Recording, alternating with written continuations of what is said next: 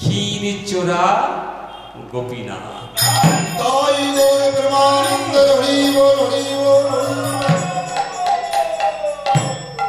ক্ষীর চোরা গোপীনাথ ভগবান ভক্তের জন্য চুরিও করে, ভগবান ভক্তের জন্য কামানো ধরে, তার প্রমাণও আছে। ভগবান ভক্তের জন্য এখনো পোড়া মালসাও দেয় গো, দেয়। তবে তাকে আমাদের মতো ভক্ত পাবে না, কারণ আমরা কেউ ভক্তই নয়, আমরা তো স্বার্থের ভক্ত। ভগবানকে দাঁড়িয়ে দাঁড়িয়ে বলি, ঠাকুর আজকে তোমাকে 100 টাকা দিয়েছি, এই বছর যদি আমার এই মেয়ের বিয়ে হয়ে যায়, মেয়েটা অনেকদিন বিবাহ হয়নি, যদি বিয়ে হয়ে যায় আগামী বছর তোমাকে 2টো মালসা দেব। আমাদের এই মন্দিরে 300, 400, 500 মালসা হয়, 500 মালসা পড়ে। এই মালসা যখন সাজানো হয় 12টা, 12:30, 1টা, 2টো এর মধ্যে ভোগ নিবেদন হয়, আপনারা সকলেই দেখেছেন।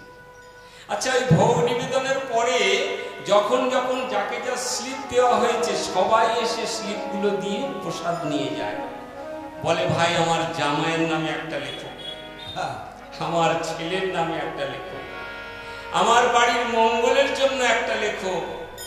কেউ কি আমরা একবারও ভেবেছি আমি গোবিন্দের জন্য একটা লিখি? ওটা ভুল হয়ে গেছে। গোবিন্দের জন্য আমরা কেউ মালসা দিই না, তার কাছে নিবেদন করে আমাকে আমারটা দিয়ে দাও, ঠিক না? যদি তা হয়, তা না হলে আমরা নিতে আসি কেন? যদি বলেন প্রসাদ কি তাহলে নষ্ট হবে, তা নয়। আমি তো বহু জায়গায় যাই, বহু অনুষ্ঠান দেখেছি, একেবারে লাইন পড়ে যায় গো, আরে আমার ওই সুকুমার দাসের মালসাটা দেখুন তো কোথায় আছে, পাওয়া যাচ্ছে না। দিয়েছিলেন তো ভগবানের কাছে, সুকুমার দাসকে নিয়ে কি দরকার? প্রসাদ পেলেও ভালো, না পেলেও ভালো। কমিটির সঙ্গে লড়াই শুরু করে দেয়, আমি কেন মালসা পেলাম না। আচ্ছা, এই ভক্ত নিয়ে ভগবান কি চিন্তা করে? কোনোদিন করে না। তাহলে আমাদের মতো ভক্তের জন্য ভগবান চুরি করবে না। ভক্ত কাকে বলে সেই কথাই আজকে আপনাদের এই ভক্ত লীলা শোনাবো। ক্ষীর চোরা গোপীনাথ, বলুন তো একবার, নিতাই গৌর প্রেমানন্দে হরি বল, হরি বল, হরি বল, হরি বল। আচ্ছা, আমি যখন জয় দেবো আপনারা একটু জয় দেবেন তো, বলুন তো রাধা রানী কি। এই সবাই রেডি ছিল না তো? না না, জোর হয়নি, আরো জোর হবে। হ্যাঁ, আরেকটু হবে, কারণ অনেককে দেখলাম মুখ নাড়লো খালি, সবাই বলেনি। বাবা আমাদের এখানে যে মায়েরা বসে আছে, আমাদের পাশের বাড়িতে আছে, আপনাদের কথা বলছি, আমার পাশের বাড়িতে আছে জানেন 2জন মহিলা, যার আর একটা, তারা যখন ঝগড়া করে 2জন পুরো পাড়া জানতে পারে, ঠেকা যাবে না। আর এতজনে যদি একবার রাধারানীর জয় দেন, তাহলে একবারে সেই ময়দান পর্যন্ত জানতে পারবে। আপনারা মনে করে কিন্তু দেবেন, বলুন তো দেখি, রাধা রানী কি। যত জয়ধ্বনি দেবেন তত জয় পাবে। আমার গোবিন্দ বলেছে, আমার নামে এসে যারা মুখ বন্ধ করে বসে থাকে, আমি তাদের আবার মানুষ জন্ম দেব, আবার তাকে আসতে হবে। কিন্তু পরের বার যখন পাঠাবো তখন কিন্তু আর মুখ দিয়ে পাঠাবো, আওয়াজ হবে না। হ্যাঁ গো, আওয়াজ হবে না, তাহলে কি হবে? না, ওই যে যারা বলতে পারে না তারা কি করে, হরিনাম আর হবে না। কাজে নামে এসে নামের জয় দেবেন, দেখবেন আপনাদের জয় হবেই হবে। তাই মহাপ্রভু সন্ন্যাস নিলেন, সন্ন্যাস নিয়ে মাকে বললেন, মা আজকে আমরা চিন্তা করি, আজকে জায়গায় জায়গায় নাম হয়, যেদিনকে নাম হয়েছিল সেদিন কিন্তু মহাপ্রভুকে কেউ জায়গা দেয়নি গো, কেউ জায়গা দেয়নি। তিনি যদি নবদ্বীপে প্রতিষ্ঠা পেতেন তাহলে তার পুরী যাওয়ার দরকার ছিল না। তাকে একদিকে চাঁদ গাজী বললে নাম হবে না, নাম বন্ধ করো, মনে পড়ে?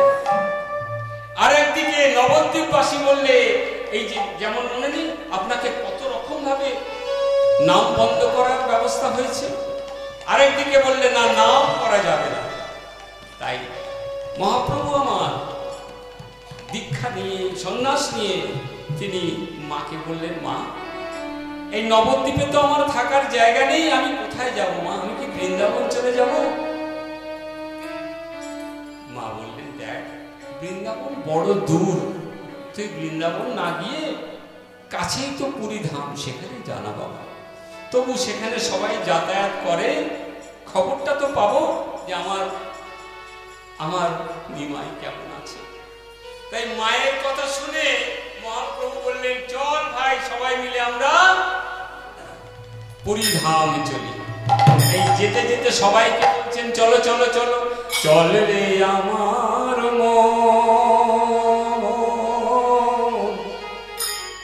মধুর ধাম কোথায়? বৃন্দাবনে যাব না? তার কাছে তখন মনে হচ্ছে কি আমি পুরী ধাম যাচ্ছি না, বৃন্দাবন ধাম চলেছি। বৃন্দাবন ধাম সবাই মিলে বলো বলো জয় জয় হে, আমার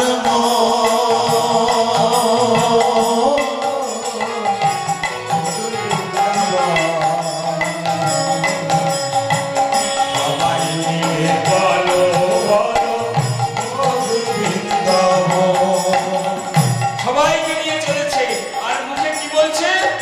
হরে কৃষ্ণ হরে কৃষ্ণ হরে হরে, হরে রাম রাম রাম হরে হরে, হরে কৃষ্ণ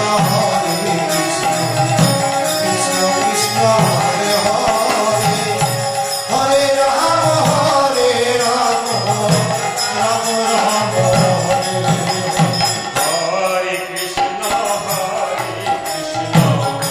কৃষ্ণ কৃষ্ণ হরে হরে, হরিবল হরিবল, হরে রাম রাম রাম হরে হরে, হরে কৃষ্ণ হরে রাম কৃষ্ণ হরে হরে, হরে রাম রাম রাম হরে হরে।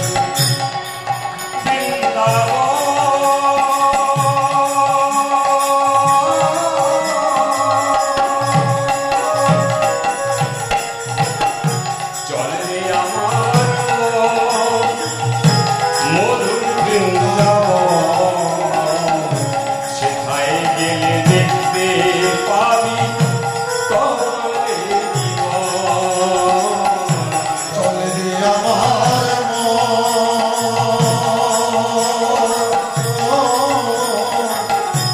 মধুর বৃন্দাবন, সেথায় গেলে দেখতে পালো কমলেরই মন।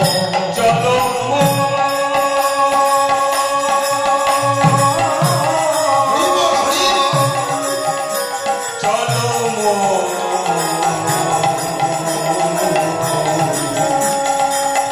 চলো চলো চলো চলো।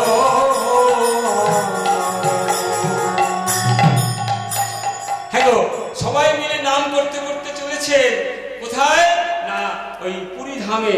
পুরী ধাম যেতে যেতে যেতে যেতে বাংলার বর্ডার শেষ হলো। বাংলার যেখানে শেষ হলো সেখানে উড়িষ্যা শুরু হলো। আচ্ছা, এই যে বলছি আপনারা বুঝতে পারছেন তো, শুনতে পাচ্ছেন তো? একটু হ্যাঁটা বলবেন। মনে আছে সেই ভাগবতের কথা? ভাগবতের কথা মনে আছে কি? পার্বতী বলছে ভোলানাথকে যে আমাকে একটু ভাগবত কথা শোনাও, একটু ভালো নাম শোনাও। পার্বতী বলছে, মহাদেব বলছে আমি তো শোনাবো, কিন্তু তুমি শুনবে তো? তোমার আবার ঘুমের অভ্যেস আছে, তুমি ঘুমিয়ে পড়ো শুনতে শুনতে। আমার মায়েরা ঘুমিয়ে পড়ছে না তো, শুনছে তো। শুনবে বুঝবো কি করে না, খালি হু দেবে। হ্যাঁ, খালি হু দেবে, তাহলেই বুঝবো যে তোমরা শুনছো। তাহলে শোনো, এই বাংলার বর্ডার শেষ করে যেখানে উড়িষ্যা শুরু হলো, সেই উড়িষ্যার প্রথম স্টেশন হচ্ছে বালাসর।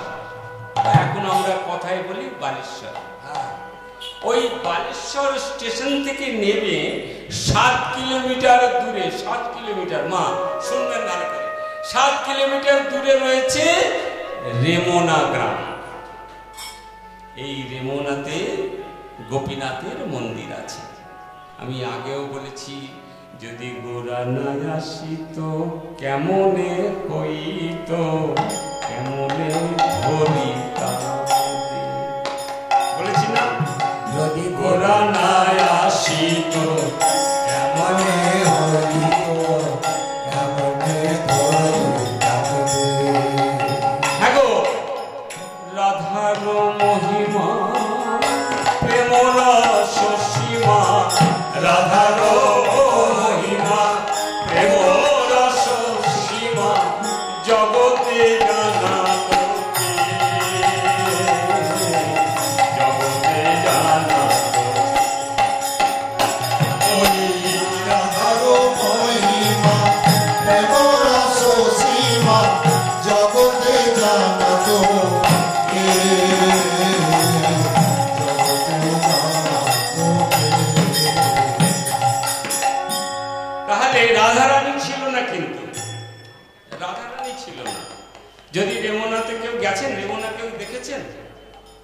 কেউ জাননি, গেছে? এই তো।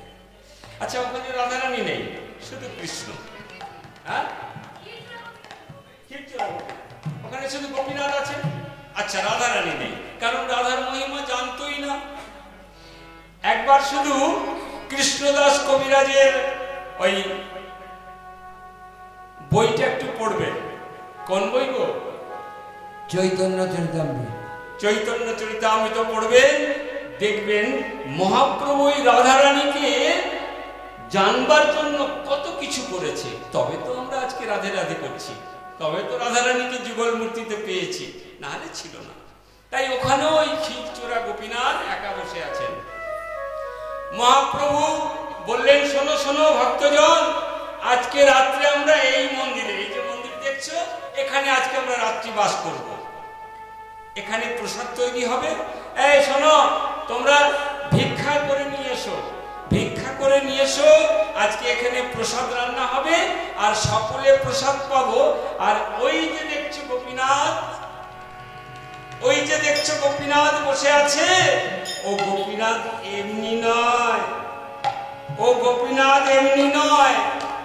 ভক্তরা বলছে, তাহলে এই গোপীনাথ আর কি আছে? বলে, এই গোপীনাথ জানো, ভক্তের জন্য চুরিও করে। সকল ভক্তরা বলছে, এটা কি হয়?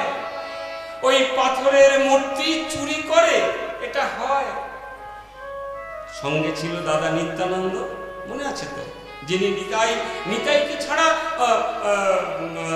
কোনো ওই কি বলে এই ভ্রমণ হবেই না। কোথাও যদি যেতে হতো, আগে নিত্যানন্দ ভাইকে ডাকা হতো। কেন জানেন? নিতাই নাচিয়ে সবাইকে আনন্দ দান করবে। নিতাই খুব সুন্দর নাচতে পারতো, মহাপ্রভু আমার নাচতে পারতেন না। নিতাইকে বলছে, দাদা তুমি তো জানো, বলো, তুমি আমার আগে এসেছো না? তুমি তো আমার আগে এসেছো। কোথায় এসেছে? এই ক্ষীরচোরা গোপীনাথ, গোপীনাথের মন্দিরে নয়, এই পৃথিবীতে তুমি তো আগে এসেছো, তুমি তো সব জানো, তুমি একটু শোনাও না দাদা। তাই এরকম একটা মাইক দাঁড় করানো হলো, এইরকম একটা, দাদা গো এইরকম একটুখানি ঠিক করে রাখবে না, আমি নিত্যানন্দ, আমি সবাইকে ওই গোপীনাথের গল্প শোনাবো। শুনবে তো তোমরা? শুনবে তো? হ্যাঁ, শুনবো। শোনো, আমার দাদু গুরু মহাপ্রভুর গুরু কেন ভারতী গোসাই, যে জন জগৎ গুরু কল্পতরু, যে জন জগৎ গুরু কল্পতরু, যার উপরে কেহ নাই, কেহ নাই। মহাপ্রভুর গুরু কেন ভারতী গোসাই, মহাপ্রভুর গুরু কেন ভারতী গোসাই।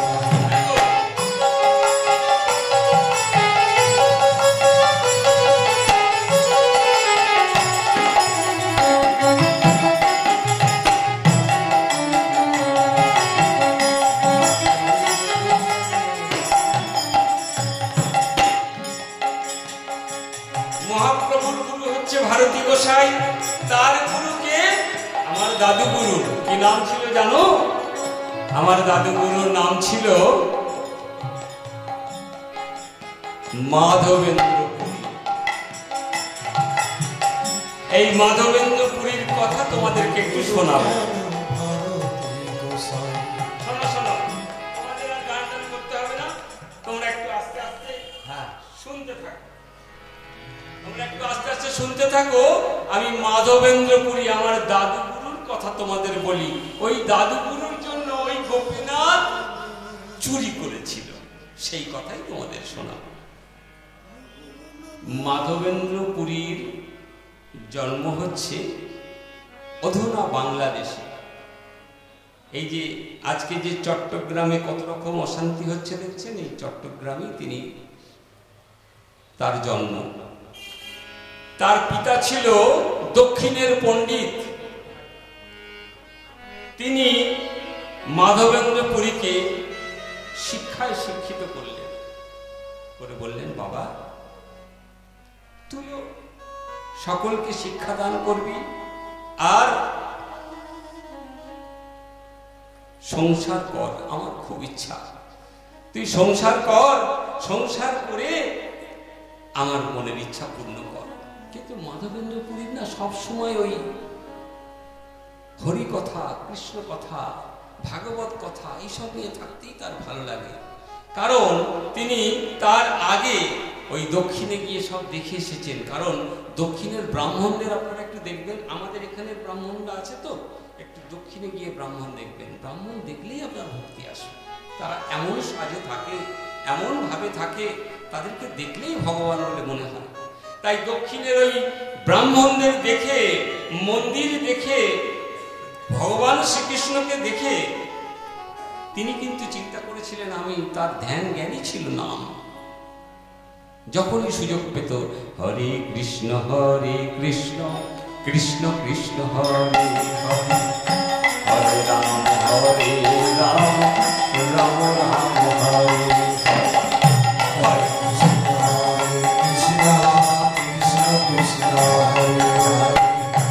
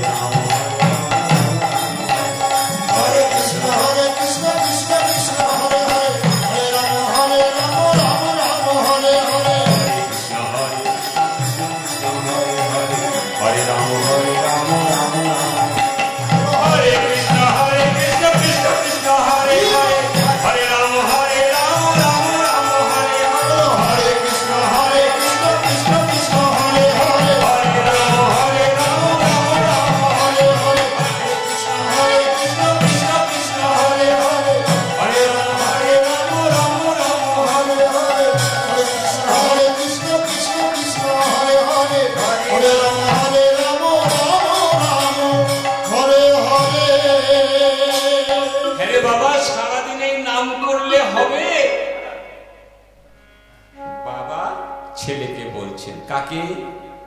মাধবেন্দ্র পুরীর বাবা তিনি ছেলেকে বলছে, সারাদিনের নাম করলে হবে? সংসার করেছিস, কিছু কাজকর্ম তো করতে হয়, বল। শোনো বাবা শোনো, আমি তোমার অনুরোধে, তোমার কথায় সংসার করেছি, কিন্তু সংসারে আমার মন বসে না। যখনই সুযোগ পাই তখনই যেন মনে হয় নাম করি, যখনই সুযোগ পায় তখনই মনে হয় চলে যাই বৃন্দাবন। বাবা চিন্তা করলেন, ছেলে আমার সন্ন্যাস হয়ে গেলে সংসারটা তো ভেসে যাবে, তাই সংসারের মধ্যে আবদ্ধ করার জন্য তারও একটি সন্তান হলো। মাধবেন্দ্র পুরীর একটি সন্তান জন্মাল। সন্তান হলো বটে, কিন্তু তার মাসখানেকের মধ্যে পত্নী বিয়োগ হলো। বুঝতে পারলেন তো? 1 মাসের মধ্যে তার স্ত্রী মারা যায়। সন্তানকে নিয়ে তিনি চিন্তা করলেন, এই তো সুযোগ, ভগবান আমাকে বেঁধেছিল বটে, কিন্তু এখন আমি খালি হয়ে গেছি, আর আমাকে বাঁধতে পারবে না। কারণ ছেলেকে আমি কারোর কাছে দিয়ে আমি চলে যাব সন্ন্যাসে, কারণ তার তো মন পড়ে আছে সন্ন্যাসী। তিনি তো আর সংসার করতে আসেন। তিনি কি করলেন, ওই বাংলাদেশ থেকে আমাদের এই বনগায় এসে একটি মন্দিরে, সে মন্দিরে এখনো রথ হয়। যদি কোনোদিনও যান, এসব জায়গায় যাবেন, ইতিহাস আপনার সামনে চলে আসবে। এগুলো কোনোটা মিথ্যা নয়। অনেকে বলে তোমরা হরিনাম করো, এসব করে কি লাভ? আমি বলি তুমি বুঝবে কি ভাই, আমার আজ থেকে 9 বছর আগে বুকে মেশিন বসে গেল। ডাক্তারবাবু তখন লিখে দিয়েছিল ভালো করে রাখবেন, আমার বাড়ির লোককে ভালো করে রাখবেন, 5-7 বছর ভালো মতো চলবে। কেউ তো আর বলতে পারে না মরে যাবে, বললেন 5-7 বছর চলবে। আমি কিন্তু 9 বছরে চলছে। মানে ভগবান ওই মেশিনের মধ্যে কিছু মেশিন এমন বসিয়ে দিয়েছে যে আপনাদের কাছে চেঁচামেচি করেও কথা বলতে পারি। গোবিন্দের কৃপা ছাড়া হয়? গোবিন্দের কৃপা ছাড়া হয় না গো, তিনি নিশ্চয়ই কৃপা করেন। জপিতে জপিতে কৃষ্ণ নাম যদি আসে নয়ন বাড়ি,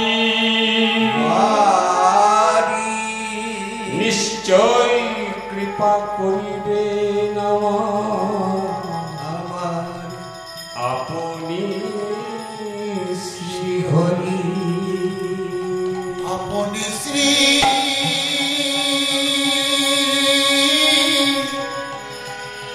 আপনি শ্রী হরি,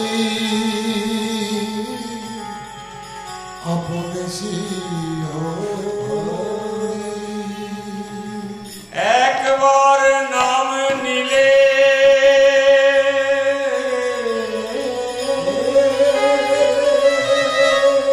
যত পাপ হরে,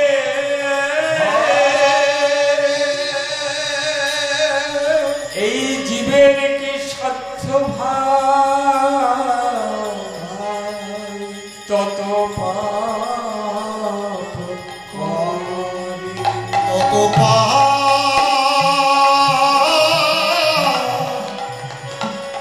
তত পাপ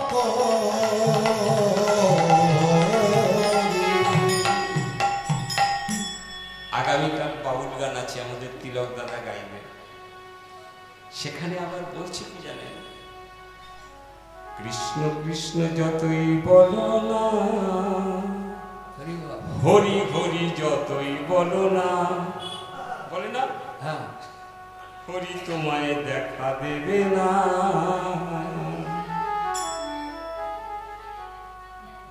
আবার বলছে একবার নাম নিলে যত পাপ হরে, জীবের কি সাধ্য ভাই তত পাপ করে। কোনটা ঠিক বাবা আমি কিছু বুঝি না। ডাকার মতন ডাকতে না পারলেই সে পাবে না। ভগবান কি বলছে জানেন, আমায় ডাকার মতো ডাকতে হবে, ডাকার মতো ডাকতে হবে, ডাকার মতো ডাকতে হবে, ডাকার মতো ডাকতে হবে। আমি সাড়া দিই না কে বলেছে, আমি সাড়া দিই না কে বলেছে। যখন ব্রজঙ্গনা আমাকে ডাকছিল মনে আছে, কখন ডাকছিল তো, ও চিকন কালা, ও চিকন কালা, তরি নিয়ে এসো, তরি নিয়ে এসো পারে। তার আগে কি বলছিল জানেন, ও নাবিক এসো, ও নাবিক এসো। গোবিন্দ বলছে নাবিক নাবিক কেন করো, নামটি ধরে ডাকো না কেন, নাবিক নাবিক কেন করো, নাম ধরে ডাকো না কেন। ও আমরা ভুজঙ্গনা তোমার নাম জানি নাকি, তোমার নাম তো জানি না, তুমি নৌকা বাইছো আমরা জানি তুমি নাবিক। তোমার নাম কি গো, আমরা কি জানবো বলো না। ওই যে একটু আগে বললে না, তোমরাই তো বললে তোমরা জানো কিন্তু না জানার ভান করো। বলে কেমন করে, বলে একটু আগে বললে কালা নাকি বলেছো না? যখন ডাকছিলে আমি সাড়া দিইনি, তোমরা বললে কালা নাকি। হ্যাঁ কালা। এই যে কালা বলে ডাকলে, আমার নামটি চিকন কালা, আমার নামটি জীবন কালা, নাবিক নাবিক কেন বলো, আমার নামটি চিকন কালা, নাবিক নাবিক কেন করো, আমার নামটি জীবন কালা। তাহলে কি বলছে? ডাকার মতো ডাকতে হবে, ডাকার মতো ডাকতে হবে। এক ডাকেই আমি সাড়া দিই, এক ডাকেই আমি সাড়া দিই, কিন্তু ডাকার মতো তো ডাকতে হবে। তোমরা তো আমাকে ডাকার মতো ডাকোই না। বাড়িতে ছোট ছোট ছোট ছোট থালা কিনে রেখেছো, আর দোকানদারকে বলছো নকুলদানা দিও, নকুলদানা। মানে হ্যাঁ, নকুলদানা কি হবে? আর সাইজটা যেন ছোট ছোট হয়, বেশি বড় দিও না। 100 গ্রামে 1 মাস হয়।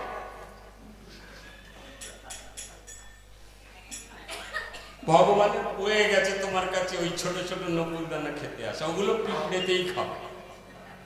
যদি খেতেই হয় পুরী ধামে দেখে এসো, ভোর থাকতে খালি খাওয়া আর খাওয়া। সে ওই খাওয়ার জায়গা ছেড়ে তোমার কাছে আসবে কেন গো? ওই খাওয়া ছেড়ে তোমার কাছে নকুলদানা খেতে আসবে? তাও আবার আমাদের সাহস কি?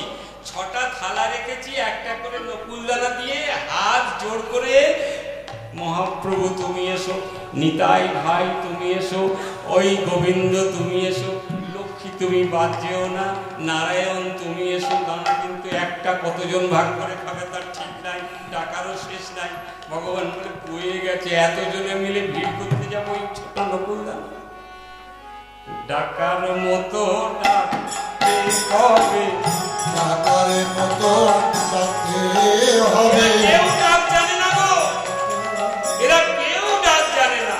ডাকার মতো যে আমাকে ঠিক ঠিক ভাবে ডাকে, আমি এক ডাকেই তাকে সাড়া দিই। তাই ওই যে